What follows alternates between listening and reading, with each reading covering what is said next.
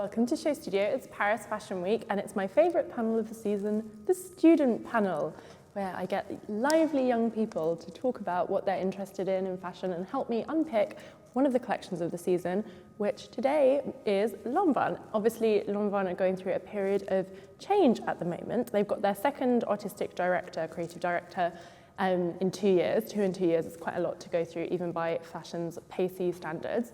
They've recently been working with Boucherer, who took over after Albert Elbaz left the house. I say left, there's a lot of sort of controversy swirling around about the fact that he was sort of kicked out and pushed out. We've now got a new creative director in there, Olivier Lapidus, who, I hear you ask, who everyone asks, because no one really knows who he is. He's someone who has his own e-couture business, which we will have a closer look at a bit later, but isn't someone who necessarily would be at the forefront of sort of discussions for a artistic director job at a major house. But maybe he's going to prove us all wrong.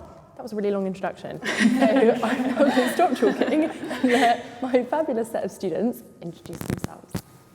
So my name's Roisin O'Hara. I study fashion promotion and imaging at the University of Creative Arts. I'm also fashion editor of ASBO magazine, as well as editorial assistant of XXY magazine, and I kind of think that's where I want to end up, either in editorial or creative direction. I'm Ailidh. I study fashion marketing, and I also write for a few magazines in the industry as well. And you match your lipstick to your socks, which I think is Best way to do it. Hi, my name is Maya. I study fashion journalism at Central St. Martin's, and one day I'd like to ideally write about fashion. My name is Anna. I also study fashion journalism at Central St. Martin's, and one day I'd love to run my own magazine. My name is Irene, and I'm studying business of fashion at University of Polimoda in Florence. And now I'm interning here in SHOWstudio as editorial department, yes. So, first question, is Lanvin a brand that you guys are interested in or would follow naturally? Did you like it before? Did you like it when Boucherer was there? Are you interested in sort of the houses that show as part of Paris Fashion Week? What is our thoughts on Lanvin? I mean, for me personally, I think you can tell by kind of the way I dress. It's not really something that I would be interested in, but I could still appreciate when it began, it was like sort of a pioneering movement in terms of the drop waistline and stuff like that, moving away from the typical style before. So you're interested in the history of the house? Yeah, I'd be more interested in sort of the history and where the inspiration came from rather than the clothing itself, because especially over time, the collections have become more minimal. Mm. And although I like that aesthetic, it wouldn't be something that I would naturally follow, for example, on Instagram. Sure. That wouldn't be my thing. What brands would you follow? For me, I kind of am interested in kind of old school hip hop brands. Okay. That is my thing. Like, I mean, Karl Kani and, Fubu. Okay. That is my thing, so I'm very far away from yeah. I see. What's everyone else's take? It's kind of a sadistic point of view, but my interest peaked when Albert Elbaz left. Yeah. I was like, what's going to happen now, Yeah. And I think that's a lot, even with Raf Simons leaving, I think that's when your interest kind of peaks and you're like, oh, what now? I wouldn't necessarily follow Lanvin for anything else, really. And I think him leaving has made a huge impact, not necessarily in the most optimistic, best sense. So it's been good to follow the journey of his absence, really. And I think when he left it, he really left it behind. Yeah, what do you guys think of this kind of the broader question of this sort of revolving door of designers? So the fact that you'll get a creative director going in for, Boucherer was like literally 2 seasons. We've had examples of creative directors doing literally 1 season. What do you make of that? Because it is interesting, the point you raise, which is the gossip of that can be quite intriguing. And when there's a new designer somewhere or someone leaves somewhere, particularly in a controversial manner, it can be exciting. But do you see this as being sort of a bad thing for fashion in terms of long-term sustainability? Not necessarily. I think with Boucherer, as an example, I don't think it was particularly working well. So I think when you have that system of a revolving door, it's very, very easy to sort of notice that and then bring someone else in that you think would be more appropriate, which I think is a really good approach because you want to be able to keep a brand updated and present. But can anyone turn a brand around in like 2 seasons? No. No. Yeah. If there is like a particular strategy behind, yes, but like you need to have a strategy. You don't just choose someone to do something. I mean, Albert Elbas was designing the entire path of Lanvin, so he has a precise idea in mind. That's why it worked out. And it's the same for other brands. It's the same, like Gucci changed creative director and what he's doing is amazing. But with Lanvin, like there's no clear concept behind. If you think about it, it's 14 minutes.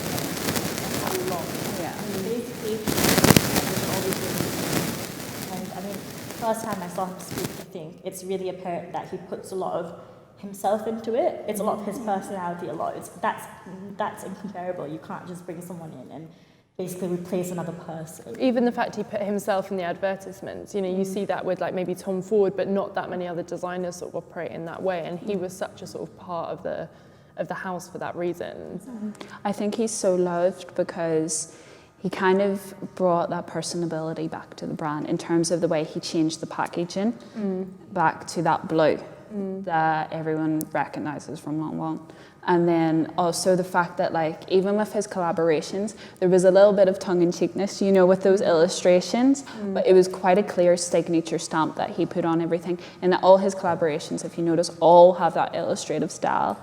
And I think he just brought kind of the love back into Yeah, and the sense of whimsy. Yeah, and that dreaminess that the romanticism had before. He really brought that home, even in his character and, you know, just how he is as a person, not just the way he approached the collections. And I think a lot of love to do with a brand in the world we live in now has love to do with the person as well behind the brand, the face behind, because we're so interested in what goes behind the scenes rather than just what's on the, like, you know, the outer surface of things. He had a really good point in one of his interviews where he said that every big luxury brand that we know of started from a family and not a bank, really. So I think that perfectly encapsulates his ethos towards fashion. And just talk to me a little bit, just because it's Fashion Week and I'm interested in just broadly, do you guys look at fashion shows? Are you interested in sort of the concept of Fashion Week? Like, do you want to go to the shows, or do you think it's kind of an antiquated model? I think everyone implies that they're no longer important and shows are no longer relevant, but I think there's something about kind of the spectacle and the factor of that that'll always be exciting. And although obviously like presentations and fashion films and there's all these other methods that people are taking to show their collection, I think there's something about the fashion show that'll always be relevant. This is a cultural moment. Yeah, but I know so many people disagree with that and think, Yeah, it's like I disagree with it. Like I've been to a few fashion weeks, and honestly, like the amount of money that goes into one show for me for 5 minutes versus a presentation where I can walk into an atmosphere and I can see, yes, I can see a little bit of the behind the scenes, if you know what I mean, but that's what I want to see personally. I don't want to see this front cover, you know, forced kind of thing of just seeing a model walk down catwalk. I want to actually be able to walk around the clothing up close and personal, see how things are made, see, even with a presentation, you get somewhat of the designer's inspiration in terms of how they've composed the set design, how they've composed everything. Gives me that sense of, even the music, you know what I mean? Whereas runway music is kind of, you can tell like the models start to walk on beat, for example, and it feels quite forced for me. And just, it's just such a short amount of time for so much work. Who's getting it right then in terms of presenting fashion? Because there are people who are doing things very differently. You know, we've got people like Gareth Pugh working with film that we saw at London Fashion Week, or we've got lots of designers who are using presentations in a really interesting way. Like, which of the brands, you know, in terms of mode of presentation, but also more broadly, who you guys are like, right there, they understand what it is to be a fashion brand in 2017?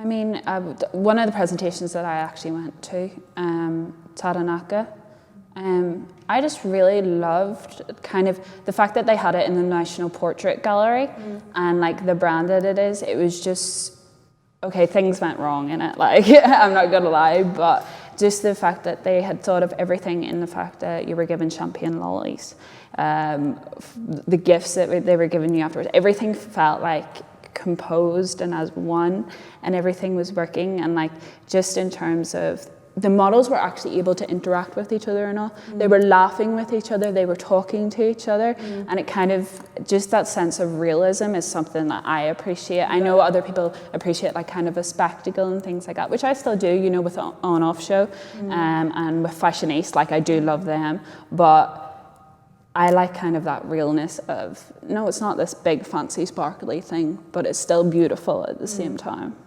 I think though as well, shows can be done right. If you think of things like the menswear show and things where it was that kind of party. Best show. It was insane. I don't see how that's any less interactive in terms of like the models engaging with people, and I know like it's not like you see the garments really up close and can inspect what they're made of and things, but I think there's still something about that that's really fun and still as engaging as a presentation would be, but obviously not all shows are as magnificent as that one was. Yeah.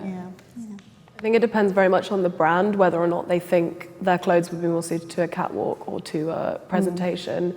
And I think a presentation is a really good foray into showing for younger brands as well, because it's a lot easier to put on a presentation. Not that it's not difficult, but it's sort of something that you can stage pretty much with your own resources. And I think that's a very clever way of establishing yourself. But, for me personally, I just enjoy the theatricality of shows. And who are your favourites? There have been shows that you think are really amazing?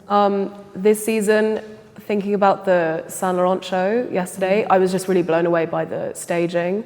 Just the location was absolutely beautiful, and I think that was a really, really good choice, whoever chose to do it there. What about everyone else? What are your... I think, I mean, unpopular opinion probably, but Versace. I mean, she brings out 5 of the most iconic, like, supermodels. It's cheesy, it's cliche, but it works. People were freaking out. They were like, oh my gosh, you know, asking where Linda was. That was my first question, but it works. There's a formula, like Anna mentioned, for particular brands, you know, that know exactly what worked for them. And, you know, Versace's not going to do something that's relatable or like, you know, chill. Does a good show make you want to buy the clothes? Like, do you now want to go buy some Versace clothes? No, not necessarily. I think that brings respect for the brand, and although that doesn't necessarily translate to sales and money, I think that's something quite invaluable as well that people maybe overlook. But Yeah. Who are the brands that you guys, if you could, you know, if you had sort of limitless budget, that you would want to wear? I think it's kind of random, but Dior Homme, I think in terms of their like campaigns and imagery and what they're doing, I don't know why, like I'm not exactly their target audience, but I just think it appeals to me and so many other people like me in so many ways. I think it's just really innovative and interesting what they're doing right now. But I know for a fact that like I'm not their target audience, so I don't know if their actual target audience is going to like that in the same way as I do. I think that's a bit of a confusing one because I don't know who they're targeting with that. Who they're trying to speak to. That's interesting. But I think it's really interesting what they're doing. What about everyone else? What would you buy if you had limitless budget? I think Marcus and Mida piques my interest. I don't know, something about them. The way that they handle themselves on social media, nothing's annoying. It's not jarring in your face. Sometimes when I see Bahman, I just scroll past even quicker. There's something about it that's quite... Yes, it's £800, you know, fleece jacket that I'm probably not going to be able to buy, but makes me want it, and that's interesting. Do you think you like it because it's targeted at young women? You know, it's very much like this language, like MA girls and what have you. Probably, but the interesting thing is that I haven't picked up on that since, like, until you just mentioned it. Never once was like, oh, like I like this because they're aiming for me. Yeah. But they're obviously doing something right. Sorry, I'm just, my hand's on my microphone. Getting told off. One thing I do really want to talk about is sort of digital strategy, because as I said, Olivier Lapidus, he's sort of known as an expert in e-couture. So he was appointed, so Lanvin are owned by a Taiwanese media company, and it's that same group that sort of were reported to have sort of pushed out Albert Elbaz. The company that he runs is called Creation Olivier Lapidus.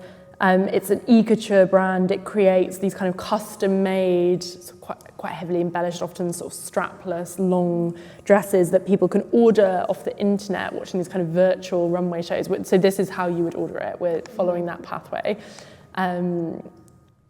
and you can pick your colours, what have you, pick your sizing and take that. So really sort of strange appointment in some ways. You know, he's not someone who's particularly, he works at like, did Balmain, like the menswear, like way back in like the 80s. Yeah. But other than that is not really someone who's, but I think what I feel, and it's been reported, I think as a Business of Fashion who did a piece about it, the target, well, the aim that he's been given by the house, or by the owners, is that they want like a French Michael Kors. So they basically want something that is younger, that is more lower price point, more mass, which is very different to what Albert did, where it's much more sort of cocktail-y and much more lady. I want to get, because people have this idea that sort of young people are immediately digital experts, so you can kind of go with that and talk a little bit about the digital, because I feel like partly, I mean, it sounds really silly, but I think they've partly been like, oh, he does digital stuff, he must know how to appeal to young people. And I wouldn't say, like, to me, this does not feel modern. And it's not user-friendly either. It's not easy to navigate the website. No, the website really stresses me out. To me, this isn't couture. And it is like, I think it's really old style. I think you can go online and order a dress from a plethora of shops, and I just don't think if I wanted to buy a couture dress, I wouldn't go online. I'd want to go to the atelier. I'd want to see things like in person, and I'd want to know that it's being specially had that level created. of money, just why not? Yeah. I guess his argument here is, and it says on his website, that he's got these videos which he poses as an equivalent as having like the atelier and having that experience because he shows how they're made and the process and things like that. And I guess it kind of taps into that internet thing and utilising that as a platform, but I think by no means is it equivalent in any way, but he presents it as being so. I mean, just the aesthetic is kind of It's weird. Like, there's no other way to put it. So I think using Lanvin and Michael Kors in the same sentence is a bit of an overstatement. I think Lanvin's a brand with a really rich history and it's not known for being commercial. And I think what Albert Elbaz did was like a lot more true to Jean Lanvin than what Lapidus did today. And I think what Mireille Grazzi is doing at Dior is way more Michael Kors than Lanvin is, because it's got that element of commercial, it's got logomania. And I don't think Lanvin is the kind of brand that will ever do that, just because of that history it's got. And I don't think it should either. I don't think any brand should. As well, it's such a big, huge job. It's almost polar opposite ends of the scale from this really established couture house to going into the French Michael Kors. Well, what's strange is there's also this rumour that they're going to restart couture now he's there. So it's kind of like, what are they? I can't quite work out what they're I think he's trying to bridge this gap between couture and doing something digital and taking that ease of like digital and modernity like together, but it's just not meshing. Like this website doesn't scream ease to me at all. Yeah, it doesn't seem like modern shopping. Yeah. Just because on the internet doesn't mean that it's sort of, exactly. He did used to do really interesting things though, like making garments out of solar panels and using plant fibers like fruit fibers and things like that. I mean, it was really interesting, but he doesn't do any of that anymore. Like these dresses are just like satin, just very plain. It doesn't incorporate any of that. I think like with the actual clothing, I like completely agree in terms of that. But in terms of how the website is actually set up, this is actually very similar to how Chanel's website is set up in terms of showing the videos, in terms of viewing it on the catwalk and like kind of being able to see more of the clothing. I just think everyone does that, you know, like even matches, you can be like, show me a video. And she goes like 360. Like ASOS. Even ASOS. You know, 360 rotation, exactly. I think he's been taken on as more of kind of, I think he'll take more of a marketing role. Digital strategy. If that makes sense, like more of the strategy of how the brand's going to go than creating like kind of, I mean, because his designs don't excite me. But in terms of what he could do digitally, I mean, the optimization of this website, for example, the speed, like I find the navigation easy, and that's me disagreeing with you as well at the same time. But for me, just the ease of like how slick everything looks, right, okay, it's too clinical, yes, for sure. But in terms of how slick everything is and how things move, and in terms of like, you know, the way he like I know it's not couture, but the way he links like the shoes at the very bottom of the clothing, I mean, that's going to sell stuff, you know? I think everyone does that, though. It's almost like they're 3 steps behind to start with, if that's their initial important thing to address. I kind of take that point, because I do think there's something like hire a great designer and hire a great digital strategist. Yeah. Do you know what I mean? I think that's what's confusing with this appointment. It's like, you know, you mentioned Gucci as a brand that you found there sort of because they have a strong relationship. They communicate to each other. It's not just like, okay, for this season I want to do this. You have to have the long-term vision, even though fashion is very quick and everything, okay, but you have to have your objective, and it can't be just money. And the digital strategy there is super interesting. Yeah. You know, they're doing all these amazing projects that are sort of engaged artists, and it's amazing, it's interesting. I also think Gucci's like one of the very rare examples of a designer being able to turn around a brand pretty much in single-handedly in one season. Because I remember when Michele did his first collection, everyone I knew was wearing berets and aviator sunglasses, because they were like, did you not see the Gucci show? Like, it looks so good. And I was like slightly gobsmacked that he'd been able to have that influence overnight and was able to pull that brand up the way he did. And I think that's like a really admirable thing. Well, it's the same as looking at, you know, everyone wants that sort of, they want the Demna Gvasalia Balenciaga effect, they want the Alessandro Michele Gucci effect. And I just wonder whether, like with both of those brands, you know, there is that sense of we talked a little bit before about sort of the cult of personality of the individual designer, and I think what's interesting with those two characters is they're seen as being very intellectual, very authentic, having very interesting references, and I just don't know if people will necessarily sort of respect the taste level of what he's going to bring to Lanvin, and I think that, I wonder if that'll be, I mean, you just have to downfall slightly. You kind of just have to compare their Instagrams, like the way he put up like a photo of a bag. Yeah. Did any of you see that? It was just a bag. It was just a bag on a table. You could see the candle behind it, you know. And like, as in terms of taste level, you've really got to think of composition of everything, like from A to Z. And I just don't. It's just a very strange appointment for me. But I mean, it's worth a chance in terms of, I'm not going to lie, I was disappointed at this show. I expected, if he's this digital innovator, and that's why they've appointed him. Let's have a look. Just play it safe, like so safe. Yeah. It's not even Jean. It's not even like he's replicated what Jean Lanvin did. He's just sort of. And that's interesting, because he said, he was like, I'm going to do Lanvin by the book. Exactly. I mean, This isn't Lanvin by the book. No.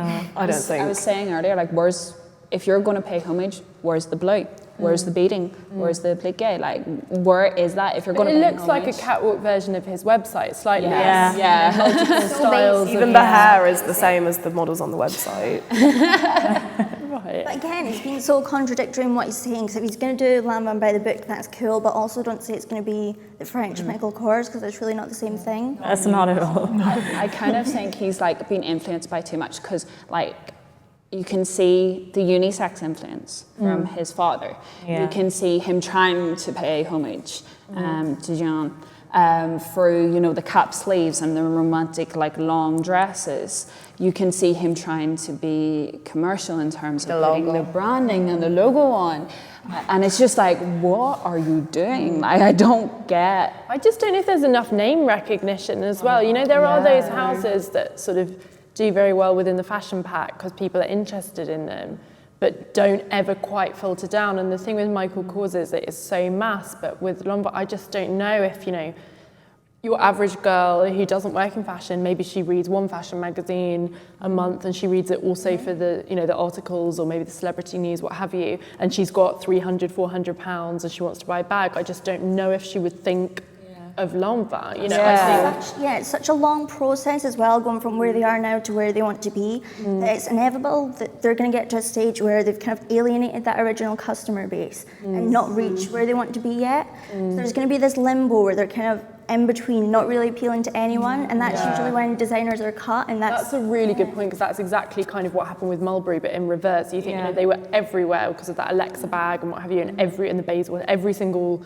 sort of, you know, girl, not every single girl, but a lot of girls, like 21st birthday, they'd all get like a Mulberry bag, and then they kind of tried to claw that back and sort of like, you know, do more innovative sort of fashion design and what have you. And I think that's the problem here, is like that moment where it's changing and it's not quite sort of Are we even sort of impressed or intrigued by any of I thought the... the coats were Yeah. nice. I was about to say, that's the that red nicest one and the piece. black one before it, the shape's really pretty, but And that's like, that's his father. That's the 60s. That's, I mean, that middle model like looks like Twiggy, like in a way, in terms of Very the styling. Balenciaga as well, the shape. But the thing that disturbs me about the red coat is the fabric. It just doesn't seem like the right sort of fabric you want to make a coat like that in, because it's sort of shiny and you can tell it's some sort of nylon-y neoprene, and I'd love to have seen that in something maybe metallic with a bit of embellishment. That would have been Lanvin. You don't feel the richness. Exactly. And There's no like, richness. you have to remember the core values of the brand. So the richness is one of like draping and also the logo thing.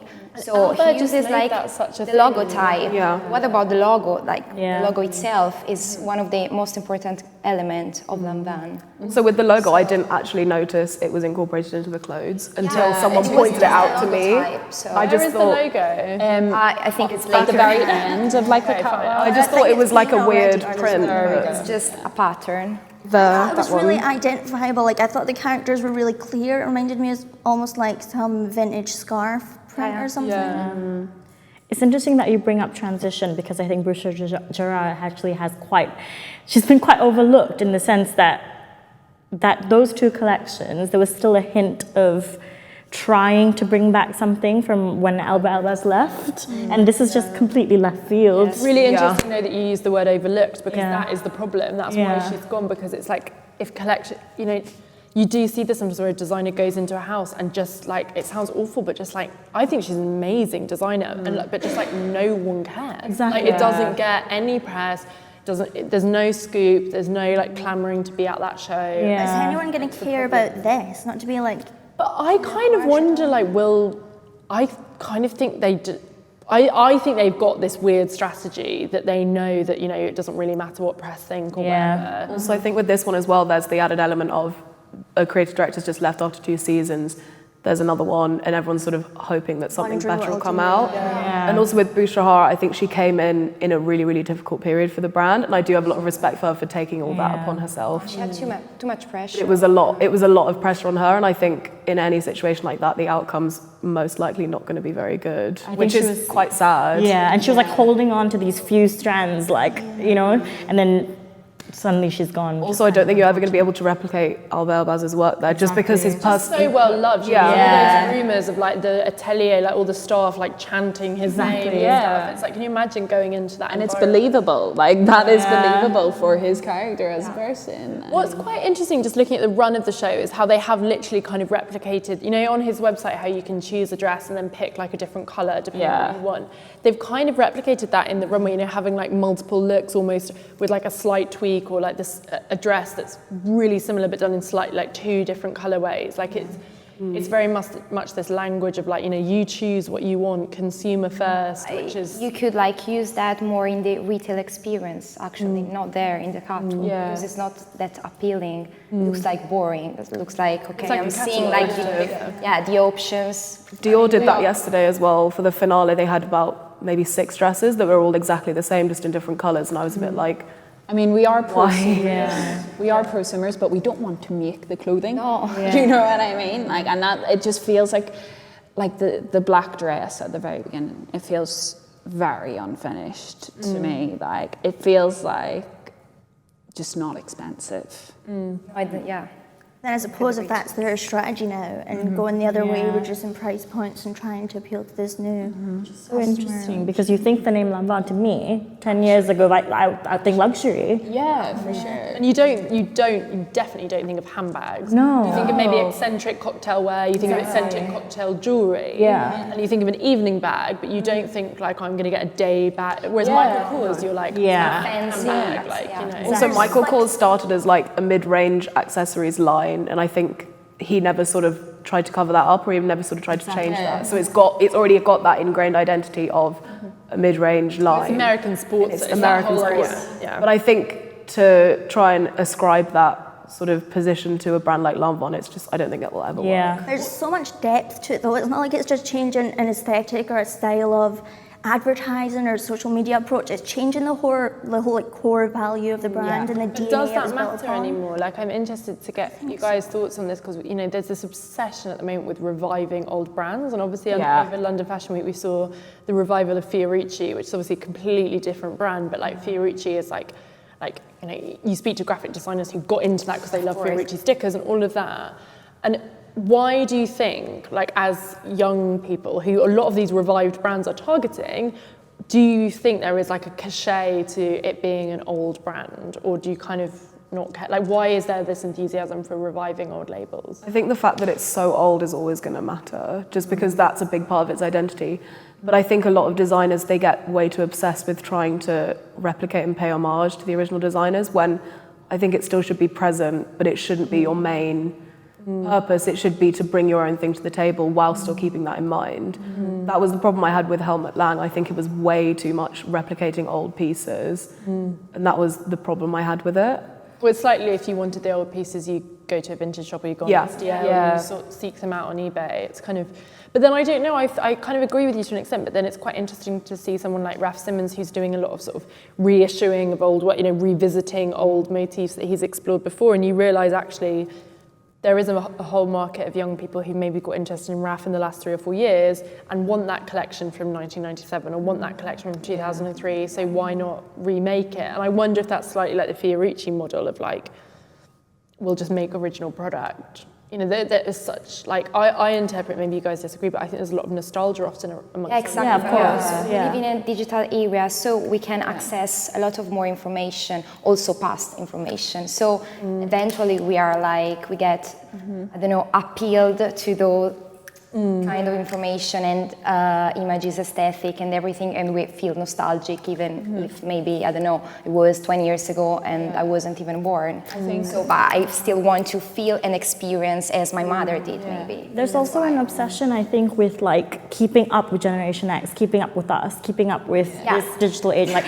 everyone hates it, but also wants to be a part of it. Everyone wants to know what we like, what we want, but we don't know ourselves. So it's just like this. There's too much choice. Exactly. There's an authenticity though to stand in the test of time when there's so many new things all the time, new brands. Being able to last throughout that for generations, I think is something really positive. I think because you've got this whole Instagram thing of going of stick a logo on a t-shirt and now it's a fashion brand. And I think just the like authenticity and the story behind like a large fashion house just has that sentimentality. And because we were born in like kind of an age right on the brink of like, when I was younger I didn't have an iPad. My younger family do. That's what they play on, and so we were like. Do you remember getting the internet, or do you always remember having? I remember getting the internet for the first time. I remember getting Wi-Fi for the first time. Wait, how old are you? All like 20? 20? Yes. 20. I'm 24. 24. So I still remember. Yeah, I still remember the first, like when I was 9, like something like dialing that. up the internet. The download, that images. connection. Do you feel like digital natives though? Do you feel like for example, I imagine when you first started shopping, you could shop online as well. Because I remember like going shopping and you couldn't shop. So you had to, I imagine for you guys, you could have shopped online. No, or you could have maybe because I'm from Italy, so like. I think buying online when I was younger became sort of like a deterrent almost, because I'd be like, oh, you have to wait ages for it to get here. That's changed now because you can get overnight delivery and stuff. But that's how I remember it. Just going back to kind of this sense of like what brands' digital strategy should be. Now, what do you find appealing in terms of digital? Is it being able to buy things really quickly and get them really quickly, or is it you're more interested in sort of published content, so you're interested in brands as sort of publishers where you can look at these Gucci-esque projects they're doing with art? What is it? What digital strategy should brands have to appeal to sort of your generation? I think the strategies that work best are the ones that know how to utilize social media as a lead up to something that's not digital. This little sneak peek, this is what you can expect, little bits and bobs, and then you have the real thing. So it's not like everything's just laid out online for you to see, and it's not like you have to trek out for an hour or like 13 hours on a plane to see something. So it's that middle of both worlds, and I think that's what works best, because you hit two consumers. You hit the girl that's at home on her phone, and you hit this person who can afford to go or has been invited to like this exclusive thing. It's like this thing of like second screen integration. It's like you have it in the physical reality, and then you have this second screen of that digital if you want it or if you need it. Yeah. But you don't have to enter in that because it's physically there too. Yeah. Sorry.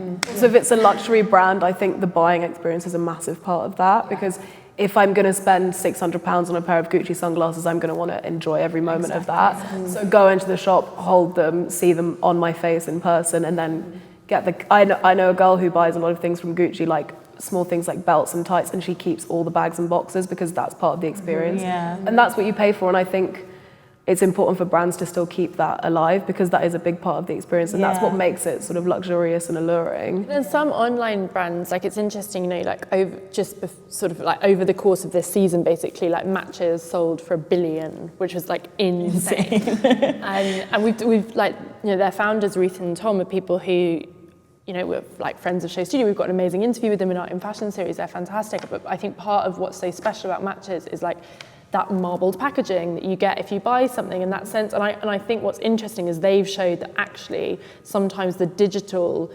purchasing sort of pathway can be more seamless and more enjoyable than the in-store one, where maybe you have to go and you have to wait, or you get, you know, a salesperson who's having a bad day and they're stressed. And I think they've understood that actually they might get to a point where people find the digital experience more luxurious because they can stay in their own home and they order something and they get it in an hour in a beautiful box, and it's and I think that's kind of interesting to think about. It's kind of this contradiction of like it went from physical to online, and like it's going online to physical in the terms of when they send it out.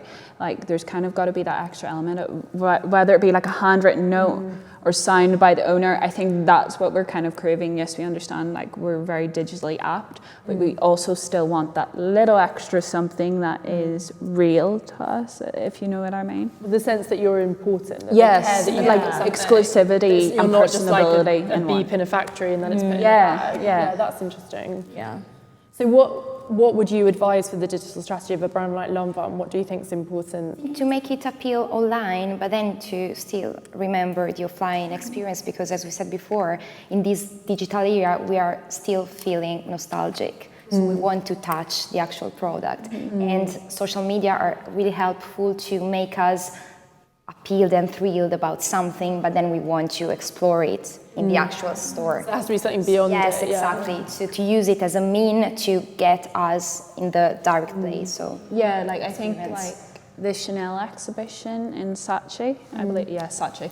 And like, you know where you, I don't know if anyone went, but where you used your phone and then the things moved, but you were physically in the space and the hats were there, and like you could see things and you could get really up close to things, but then there was that extra element that we crave of a little bit of like, you know, technology and a little bit more and a little bit of innovation and engagement rather than just simply being in a physical space. Like just both mixing as one, I think, is what at least I'm craving now from brands. I think if it's done right though, it's like at the Balenciaga exhibition there was bits everywhere like hashtag this to be in this competition. No thanks. I mean, Is there a backlash? That's what I was getting. Is there a slight backlash against? Because I'm like someone who should be very digitally sort of savvy, but I like hate technology and I find it like all deeply confusing, like, which I shouldn't say given I work for SHOWstudio. Like, but like, you know, when people are like, you just need to get this app and then you can, I'm like, no, I just don't want to. Like, it's so stressful. Yeah. And I wonder if there's something about like, I know sometimes when I teach, I'll speak to someone who's like 18 and they're like, yeah, I'm not on social media. And I'm like, what? And I think there is there a backlash ever? Yeah, definitely. I think it's a bad idea. I don't think they should be looking to the digital age or the digital space. I think that they've established such a great thing for themselves, such a luxe thing for themselves. Just stick to it, own up to it, stick to it. You've got Michael Kors sticking to what he's doing. Lanvin can stick to what they're doing. It's fine. You always have a customer. And it's almost this greed to reach out even further that kills some brands, I feel. And I just don't, to me, it's just a negative. I don't think it's going anywhere. I think it should definitely be used with caution. I think that's the main point of it. I think it's a good way to spark interest and to sort of make yourself known and get like a following, but I think it should have a point where it can sort of balance out into the physical world as well. And I don't think any brand should rely too heavily on digital, especially a luxury brand, because I just don't think that's real enough. I agree. But then you also, the flip side to that is you look at sort of the figures around a lot of the Prada group, and part of the problem that particularly Prada itself has had is a lack of forward thinking in terms of understanding how consumer patterns would change. So part of the reason that Prada is suffering at the moment, no one has ever doubted sort of the amazing ability of Mrs. Prada to make a lovely collection, but this lack of understanding that people would want to buy things online. And when other brands moved forward, they didn't. And I think it's something, it's like that sweet spot, isn't it, between having enough online but not giving, and knowing what's going to happen next, because it's all well and good, ploughing millions into a sort of your own e-commerce site or what have you, but maybe in 5 years' time everyone will be shopping on Instagram anyway. I think that's what's kind of interesting. Exactly. Or it's a double-edged sword, I think. I think it's really, really easy to go too much and to go too little. I think getting that balance is like very, very skillful. I think what I found interesting as well is in an interview he said it was something along the lines of you have to bring what's in the real world, and he was talking about technology. Wait, Albert or Olivier? Olivier. Yeah. When he was talking, he said you've got to bring what's in the real world, and he was talking about technology and using phones and blah blah blah into your collection. And I was like, but technically that's not the real world, that's augmented, you know what I mean? And it's just the fact that he so simply put it as it's that simple. You just bring technology into a collection and then it's going to work. And it's not that simple, especially with like the reputation that they have. That's just not simply, it's not as simple as that. There's something as well, I think, about generalising your target market too much. Saying like, oh, we're targeting young people and all of them use the internet, so we'll use it. Or something like an exhibition or something else might have a lot more impact. That is something I really noticed, because actually it was quite amusing. When I first started working in the industry, so maybe it was like 6-7 years ago, I hit that point where everyone was finally realising that digital was really important. And I know so many people who were my age who got these really cushy digital jobs who knew nothing about digital. But they were just young. So people were you can be our head of digital because you use the internet. Basically, it's ridiculous. You really see that. But it's interesting because we're talking a lot about innovation in terms of digital, but we're talking in a way about quite conservative things because we're talking about how people buy clothes. But I think it's interesting to think about how digital can be used for much more sort of innovative causes. So thinking about someone someone like Iris Van Hep is a really good example of this, but thinking about things like 3D printing clothing, or being able to download your clothing, or being able to... Smart fabric. Yeah, but this is just not something that often enters these conversations when people are talking about digital. That's what's so interesting, the fact that he's being called an e-couturier. And I'm retail experience. He just sells clothes online. I feel really implied there was something in the garment that was really it's going to morph to your mood, or you can press a button that will change your temperature. Exactly. He's been sort of hailed as this digital master of fashion, but in this Lanvin collection I didn't see any of that. Not at all. And I don't know if I'm missing something, but I'd have hoped that would be a lot more apparent, because I feel in all the interviews he's conducted, that was one of the main reasons behind him being hired. Can you imagine if he did a complete online runway instead of, I don't know, it just didn't... Probably be more it wouldn't brand. more on brand. I think it would be more expected. I mean, it wouldn't be Lanvin, but I think it would be more true to himself. But every single interview he's done, he's sort of talked about digital and talked about technology innovations for fashion. I mean, it's not apparent at all. In this show, the most technological thing was the fact that every model that walked down their own way, it was the same sequence of cameras. That was the only thing that I thought was tacky, and that's just very limited. There's a lot you can integrate also offline, a lot of brands are doing, are using technology offline in the stores, as Chanel did with the smart changing rooms in New York. I don't know if you know that, but you could browse information about what you're wearing. That's interesting, and that's luxury, because you know what you're buying, you know the fabric, where it comes from, the color variations, and these kind of things. This is just, I don't know, very obvious. I think there's such a thing as overcomplicating something. I feel like people don't know enough about clothes for you to then go and be like, oh, I'm a e-couturier. People don't know enough about couture anyway, and then you're going to add a whole other spin of being online. It's just confusing everyone else. So were we vaguely optimistic about his reign at Lanvin? Who would we have liked to have seen there? Because I remember when there was all the discussions before Boucherer got appointed and people were like talking about someone like Simone Rocher and how great she would be. Like, do you feel there could have been a sort of it seems like we all kind of enjoy that sort of, you know, the cocktaily element of it, of being sort of quite like fine and quite lady, and who would we have liked to have seen? I think they're past trying to keep it sort of feminine, because I think now people have lost interest in that, so I think you need to take that even further. I was thinking about this, I think Riccardo Sisci would be really good there, just because of looking at the work he did at Givenchy, not Dior. I think he'd be able to infuse that sort of refined glamour he brought to Givenchy and that sort of dramatism that he brought to it, which I really, really loved. I think that would work quite well with Lanvin. Anyone else got any dream appointments? I feel like Boucherer should have stayed. I feel like she went way too soon. Like, I think that maybe they were trying to push this French Michael Kors thing then, and she wasn't on board with it, and that's why kind of they went different ways, which is understandable if they're not letting her do what she wants to do, kind of thing.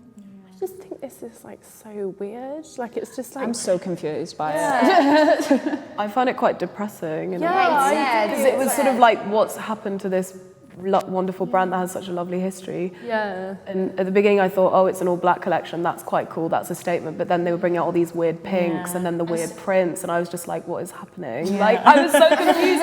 I was sort of sitting there watching it, waiting for something to come out where I was going to be like, wow, that's really good. Does it look like it never Lanvin? happened. It Such does a not look rich like Lanvin. archive as well to take it's like, how inspiration can you kind of go wrong? I think he just got so confused with trying to bring in, you know, I think the belts are like a representation of the drop waist, you know, like, and then he tried to bring in his father's inspiration, then he tried to bring in romanticism, then he his dad, we should say, was like a kind of like pivotal, like unisex designer. He does like lots of costumes for like people like the Beatles and what have you. Just because, I know what you mean. Yeah, it's kind of, but then even like those cocoon shapes, like I think more like Balenciaga than like history of Lanvin. Like, it's kind of. To be fair though, it is a lot of pressure on any designer coming into It's 2 months. They have to be like money maker, but they just can't. And it's about joy, and this is not joyful. I think that's the main thing that I think you're totally right. Like, it's really easy to be kind of like snooty and be like, oh, you know, this isn't great, and like what have you. And I think what's really great about fashion is quite recently, people have moved on from this obsession with the like genius creative. We're seeing a lot of sort of appointments from the salt mines, you know, where someone who's worked at a house for like 15 years, 10 years, who finally gets that amazing creative director job and no one knew who they were. Like, Alessandra's actually a really good example of that. And people are really excited by that. And there's quite a few of those coming along. So I don't think the problem with this is that he's an unknown. I think there's an appetite for that outsider. But I think it's just that it's not, it feels so cynical. It feels like so about selling the logo.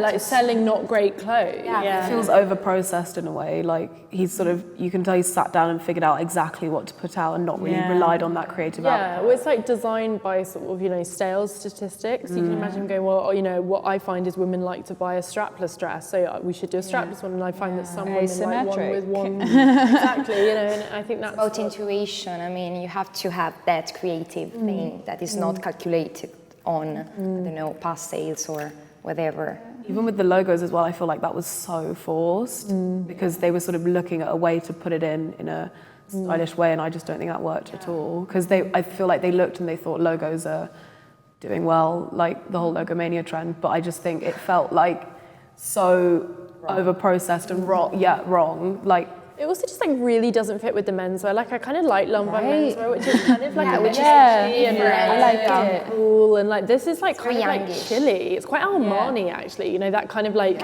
weird, like slightly old-fashioned, very hyper-feminine. They couldn't date together. Like, they would not be a couple. No, they could not. And I think it's like also it's like the like menswear collection has caught up. You know what I mean? In terms of the styling, in terms of everything that goes into it, it has caught up into what the consumer that they're trying to target with this new appointment wants. That's caught up to that. This, like, I mean, just like, if you just look at the difference between them, I'm like, is this even from the same fashion house? because it doesn't look like it to me. No. So you're all going to be rushing out to buy it. Yeah. On is like, get me off this panel so I can make an I'm having a e-order. great time. So I guess the rest, sort of, my question is, what are you excited about the rest of Paris Fashion Week? Are you looking forward to, like, do you sit, like, as people, young people who want to work in fashion, is this the time where you're like glued to your computer? It feels like there's a certain level of cynicism that you all have towards these sort of, which I think is important. You should question things when you're studying fashion, but like, it feels like are you as interested in following Fashion Week and following these big brands, or do you feel like the most interesting things in fashion are happening outside of all of this elsewhere? I think what's interesting, as I mentioned earlier, was that our interest, or at least mine, and I'm not that proud of it, is generally generated from what I'm fed. So like on social media, you get a buzz and you're like, oh, what's this buzz about? And then you check it out from there. So I think, you know, like with the Versace show, great thing, it was like a huge buzz, not necessarily, you know, anything revolutionary or different, but it did get my attention. And it's interesting that a big brand, you can be, like, often when we've done student panels in the last few years, people always talk about how they're much more interested in the young brands. Yeah. It's interesting that you can kind of have that like rediscovery moment with a big brand. Exactly, like, you know, a brand that I wouldn't necessarily be thinking about has just, you know, just popped up, and I'm like, okay, I'm gonna go check it, I'm gonna go read a few articles on it. And yeah, like, usually I wouldn't, like, I would be looking at brands that are off the runway, or I'd be thinking about things that are way besides Fashion Week. But then when interesting things do pop up, and the way they generate it shows that's a successful way to reach, you know, to generate interest. So obviously, something's working for Versace, something's working, good or bad, for Balmain, you know?